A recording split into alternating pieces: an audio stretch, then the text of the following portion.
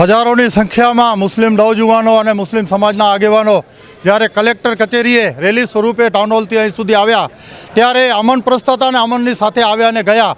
પણ તંત્રને અમે કહેવા માંગીએ છીએ, કચ્છની પરંપરા મુજબ તમે અગાઉ પરંપરા નાખી છે કે નાની એવી ભૂલના કારણે પણ મુસ્લિમ સમાજ ઉપર પાછા કરી છે, ત્યારે મુસ્લિમ સમાજના મહાન પેગમ્બર જે આખા વિશ્વના પેગમ્બર છે તેના ઉપર જો અભદ્ર ટિપ્પણી થતી હોય તો તેના ઉપર પાછા લાગવી જોઈએ. નહીં તો આ એક અલ્ટિમેટમ હતું અને પબ્લિકનો દેખાવ એક ટ્રેલર હતો, અને જો 1 મહિના પછી પાછા લગાડવામાં નહીં આવે તો ભુજથી ગાંધીધામ સુધી રેલી સ્વરૂપે તિરંગા યાત્રા કાઢવામાં આવશે તેવું એક અલ્ટિમેટમ આપવામાં આવેલું છે. અધિકારી તરફથી એવો રિસ્પોન્સ આપવામાં આવેલો કે અમે પૂરી કોશિશ કરશું અને ઉપર સુધી આ વાતની જાણ કરવામાં આવશે અને દરખાસ્ત તૈયાર કરવા માટેના પ્રયત્નો કરશું. અને એવું લાગે છે કે મુસ્લિમ સમાજને ટાર્ગેટ બનાવવા પાછળનું કારણ ફક્ત ને ફક્ત આવા હરામી નાલાયક નાજાયજ ઓલાદો પોતાને આગળ આવવા માટે, ક્યાંક રાજકારણમાં કાઠું કાઢવા માટે એ આવા તત્વો જ્યારે અપશબ્દો બોલતા હોય છે ત્યારે ક્યાંક ને ક્યાંક આવી સરકારો તેમને પ્રોત્સાહન આપતી હોય છે. ત્યારે પ્રોત્સાહન જ્યારે ચીજને અપાય છે ત્યારે જ આવા લોકો આગળ આવી રહ્યા છે. મારું નામ સૈયદ અનવર શાહ બાપુ, સુન્ની મુસ્લિમ હિતરક્ષક સમિતિ બાગેર અહેમદ યુવા વિકાસ ટ્રસ્ટ પ્રમુખ, રાપર તાલુકા.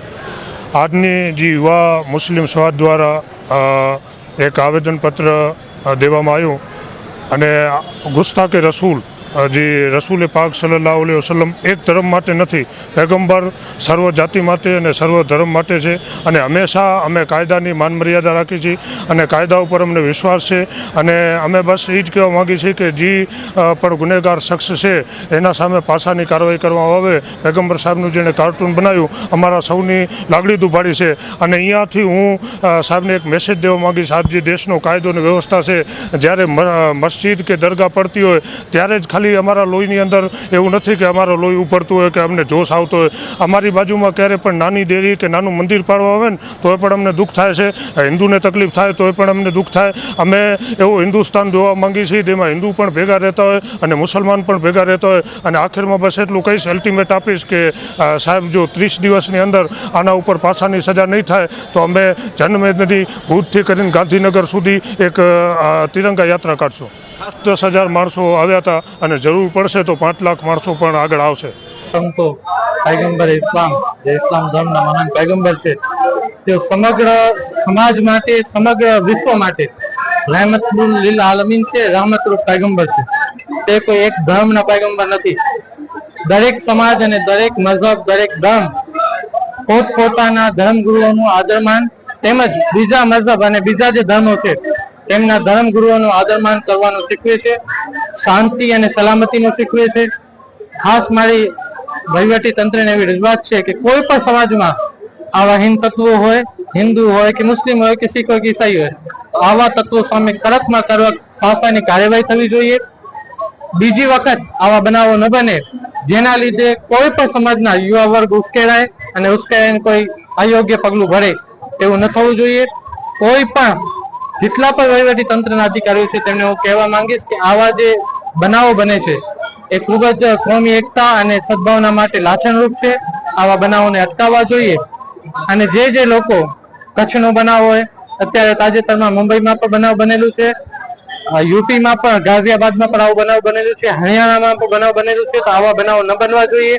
હું ગુજરાત અને ભારત સરકારથી પણ અપીલ કરું છું, અને હું તો એક પૈગંબરનો વંશજ છું, પૈગંબર સાહેબનો વંશજના લીધે પણ અપીલ કરું છું કે આવા પ્રયત્નો કરવા જોઈએ કે આવા લુખ્ખા તત્વો આવા પ્રવચનો ના આપે. અને હિન્દુ સમાજ તો ખૂબ જ સમજદાર અને એજ્યુકેટેડ સમાજ છે, તેમનાથી પણ રિક્વેસ્ટ કરું છું કે હિન્દુ સમાજ આગળ આવે અને આવા હિન્દ તત્વો સાધુના રૂપમાં હોય કે આમ પબ્લિકના રૂપમાં હોય એમને ખુલ્લા પાડે અને એક એકતા અને ભાઈચારાની મિસાલ જે હંમેશા કચ્છ આપતું રહ્યું છે આ વખતે પણ વિશ્વને આપે એવી અપેક્ષા રાખું. મારું નામ છે વસીમ હાજી અહમદ સદામ, ગાંધીધામ મુસ્લિમ યુવા અગ્રણી છે. થોડા સમયથી 4-5 દિવસ પહેલા એક પોસ્ટ વાયરલ થઈ જેમાં ગુસ્તાકે રસૂલ ખિલાફ એક પોસ્ટ બનાવવા આવી, જે અમિત ભરદ્વાજ કરીને એક આઈડી છે ફેસબુક ઉપર, એના ઉપર અપલોડ કરવામાં આવી. અને હરિસિંહ જાડેજા કરીને જે ગાંધીધામનો વ્યક્તિ છે એના એફબીમાં શેર કરવામાં આવી. તો ગાંધીધામના યુવાઓ તરફથી પોસ્ટ મને મોકલવામાં આવી, ઘરે મારા રૂબરૂ આવી ફોન કરીને આવ્યા. પછી એ પોસ્ટની અમે તાત્કાલિક એની પહેલે મારા જે મિત્ર છે ફારૂકભાઈ મિયા જે ફરિયાદી છે ગાંધીનગર, એને મોકલેલ કે ખરેખર તપાસ કરો કે આ ફેસબુક ઉપર પોસ્ટ હકીકત છે કે નથી. ઘણું ટાઈમ એવું થાય કે પોસ્ટ જૂની થઈ જાય ને વારંવાર ફરતી હોય, એના કારણે આપણે પહેલે તપાસ કરી. એના બારામાં અમે પછી યુવાનું બધા મળી ગાંધીધામ યુવાઓ કે ભાઈ હકીકતમાં આ પોસ્ટ વાયરલ થઈ છે. પછી યુવા ગાંધીધામ તરફથી એક આવેદનપત્ર ફરિયાદ માટે અમે ભેગા થઈ ગાંધીધામ એ ડિવિઝન ખાતે અમે ફરિયાદ કરી.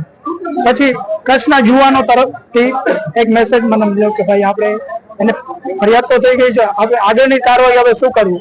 તો કચ્છના યુવાઓની એક ટીમ બનાવવામાં આવી કે કચ્છ યુવા તરફથી એક આવેદનપત્ર રાખીએ કલેક્ટર સાહેબશ્રીને, અને જેવી રીતે આપણા નોજવાનો ઉપર મુફ્તી સલમાન નજરી ઉપર જેવી રીતે પાસા થઈ છે તો આવી જ રીતે આ વ્યક્તિ ઉપર પાસા કરવામાં આવે. બીજી વાર આવા કોઈ પણ પ્રકારના ગુનાઓ ન બને એના માટે અમે બધા ભેગા થઈ ગયા. કચ્છ કલેક્ટર સાહેબની એક આવેદનપત્ર આપ્યું છે અને માંગ છે કે આવા વ્યક્તિઓને જે એક બંધારણ બનાવવામાં આવે અને એક કાયદો બનાવવામાં આવે કે આવા વ્યક્તિઓને કડકમાં કડક સજા દેવામાં આવે કે બીજી વાર કોઈ પણ વ્યક્તિ કોઈના ધર્મના બારામાં એવી ટિપ્પણી ન કરે. કેમકે મુસ્લિમ સમાજ કોઈ નોર્મલ નથી. મુસ્લિમ સમાજમાં ભણેલ લખેલ છે, બોલવા વાળા પણ છે, પૈસા વાળા પણ છે, તાકાત વાળા પણ છે.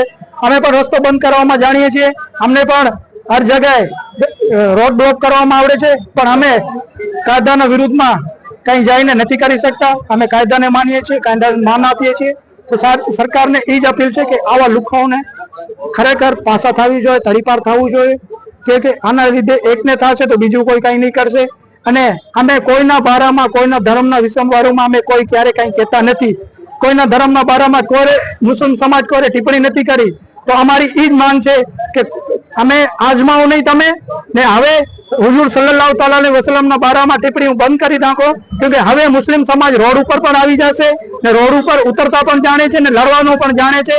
30 દિવસનો ટાઈમ આપ્યો છે કલેક્ટર સાહેબને કે 30 દિવસમાં એને પાસા કરવામાં નહીં આવે તો ભુજથી એક તિરંગા યાત્રા કાઢવામાં આવશે. કચ્છના યુવાનો આખા મળી લાખોની તાદાદમાં ગાંધીધામ એસપી કચેરી અમે ધરણા કરશું અને એના આગળ પણ અમે ગાંધીનગર સુધી જવું પડ્યો તો પણ કચ્છના યુવાનો જાશું.